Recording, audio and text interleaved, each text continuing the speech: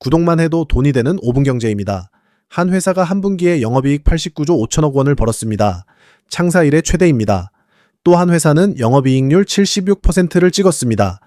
100원어치를 팔면 76원이 남았다는 뜻입니다. 그런데 이 두 회사 주가는 같은 기간 반토막이 났습니다. 오늘 주제는 이 모순입니다. 삼성전자 이번 2분기 실적부터 보겠습니다. 매출 171조 5천억 원, 영업이익 89조 5천억 원. 역대 최대 분기 매출이자 역대 최대 영업이익입니다. 전 분기보다 매출은 28%, 영업이익은 56% 늘었습니다.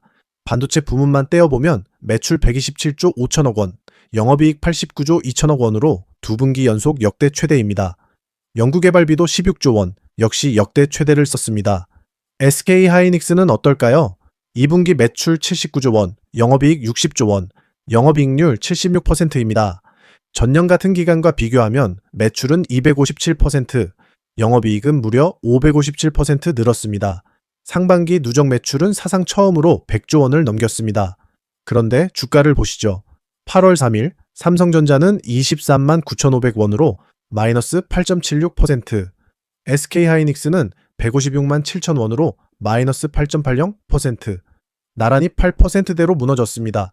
더 기가 막힌 건 SK하이닉스가 사상 최대 실적을 발표한 7월 29일, 바로 그날에도 코스피는 하락했다는 겁니다.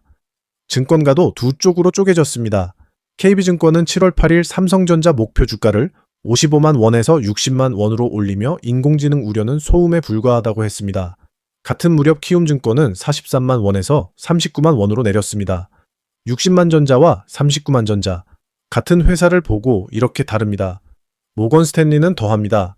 7월 5일에 반도체 비중을 줄이라고 했다가 7월 20일에는 지금 약세가 훌륭한 매수 기회라고 이 주만에 정반대로 뒤집었습니다. 그래서 물었습니다. 이익 정점은 지났습니까? 전문가 5명이 붙었습니다. 트레이더는 혼자 반대편에 섰습니다. 7월 28일 코스피 마이너스 10.84%, 사상 최대 일간 하락률, 그리고 사흘 뒤 17.91%, 사상 최대 상승률. 이건 추세가 아니라 고점 근처의 발작이라는 겁니다. 일평균 거래 대금은 100조 원대에서 67조 원으로 30% 증발했고 투자자의 탁금도 22.6% 빠졌습니다. 살 사람이 없다는 뜻이라는 거죠. 이익 정점은 몰라도 주가 정점은 이미 지났고 지금은 고점 분할 매도 자리라고 못 박습니다. 가치 투자자는 정반대입니다. 영업이익률 76%는 정점의 얼굴이 아니라 해자가 두꺼워진 얼굴이라는 겁니다. 코스피 12개월 선행 PER은 6.35배, 2008년 금융위기 당시 6.82배보다도 낮습니다. 가치가 무너진 게 아니라 가격이 무너졌다는 거죠. 경제학자는 프레임 자체를 바꿉니다. 이건 이익 논쟁이 아니라 할인율 논쟁이라는 겁니다. 한국은행이 7월 16일 기준금리를 2.50%에서 2.75%로 만장일치 인상했습니다. 3년 6개월 만입니다. 이익이 꺾인 게 아니라 유동성이 수축한 것이라는 진단입니다. 기술 분석가는 차트를 봅니다. 7월 31일 코스피가 17.91% 급등할 때 삼성전자는 26.81%, SK하이닉스는 29.95%가 함께 튀었습니다. 투매가 소진된 뒤 바닥의 오른쪽을 만드는 전형적 패턴이라는 겁니다. 매크로지정학 분석가는 판 자체를 봅니다. 이번 사이클은 재고 순환이 아니라 국가 단위 인공지능 인프라 경쟁이 끈다는 거죠. 골드만삭스 추산으로 알파벳, 마이크로소프트, 아마존, 메타 내 회사의 올해 설비 투자가 7,250억 달러입니다. 작년 4,100억 달러에서 77% 늘었고 내년엔 1조 달러를 넘길 거라는 전망입니다. 여기서 충돌이 터집니다. 트레이더가 가치 투자자를 정면으로 칩니다. 6.35배가 싸다는데 그 분모인 선행 EPS 추정치가 2006년 이후 최대폭인 170%나 올라 있다는 겁니다. 추정이 조금만 깎이면 저평가는 순식간에 사라진다. 싼 게 아니라 아직 안 깎인 것이다. 그리고 7월 31일 그 대단한 반등도 8월 3일에 곧바로 되밀렸다고 지적합니다. 그런데 경제학자가 이번엔 같은 편을 칩니다. 설비 투자는 수요가 아니라 지출이라는 겁니다. 남의 지출이 내 이익이 되려면 그 돈을 어디선가 조달해야 하는데 금리가 오르면 설비 투자 계획은 가장 먼저 깎이는 항목이다. 게다가 설비 투자가 늘면 공급도 늘어서 76%라는 이익률 자체를 갉아먹는다.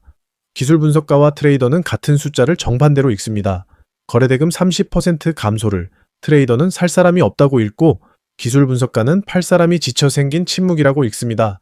진짜 고점 이탈이라면 떨어질 때 거래가 붙어야 하는데 그렇지 않았다는 거죠. 매크로지정학 분석가는 아예 판정 자격을 문제 삼습니다.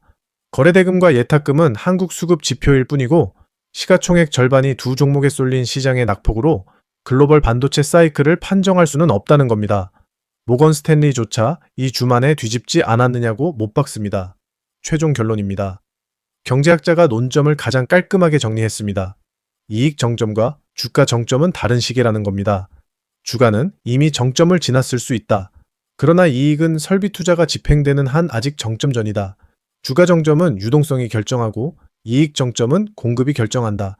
가치 투자자는 물러서지 않습니다.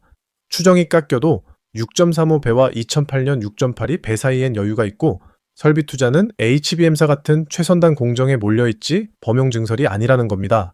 매크로지정학 분석가는 변곡점을 못 박습니다. 진짜 신호는 설비 투자가 1조 달러에서 꺾이는 순간이라는 겁니다. 기술 분석가는 확인 조건을 줍니다. 7월 31일 저점을 종가로 깨면서 그날 거래대금이 반등기를 넘으면 정점 확정, 못 깨고 상단을 다시 뚫으면 바닥 확정, 그리고 트레이더의 마지막 한마디가 매섭습니다. 내 사람은 이익을 말했지만 나는 값을 말했다. 정점은 이익이 아니라 사는 사람에게서 먼저 온다. 정리하겠습니다. 5명 중 4명이 이익 정점은 아직이라고 봤습니다. 그런데 5명 전원이 동의한 게 하나 더 있습니다. 이익과 주가는 따로 논다는 것, 실적이 아무리 좋아도 주가는 빠질 수 있다는 걸 우리는 지난 한 달 동안 눈으로 확인했습니다. 분기점은 딱 2개입니다.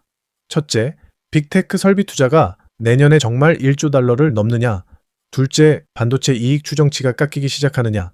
참고로 KB증권은 세계 인공지능 투자가 올해 8천억 달러에서 내년 1조 1천억 달러, 2028년 1조 5천억 달러까지 늘고 그때까지 메모리 공급 부족이 이어질 거라고 봤습니다. 중국 CXMT는 상장 첫날 466% 폭등했지만 글로벌 투자 은행들은 기술 격차가 2년에서 3년이라 판을 흔드는 건 2028년 이후라고 평가합니다. 실적은 이미 나왔습니다. 사상 최대였습니다. 문제는 그 다음 분기이고 그건 아무도 모릅니다. 목표 주가가 60만과 39만으로 갈린 게 그 증거입니다. 확실한 건 하나뿐입니다. 실적이 좋다고 주가가 오르는 게 아니라 기대보다 좋아야 오릅니다. 오늘 토론은 여기까지입니다.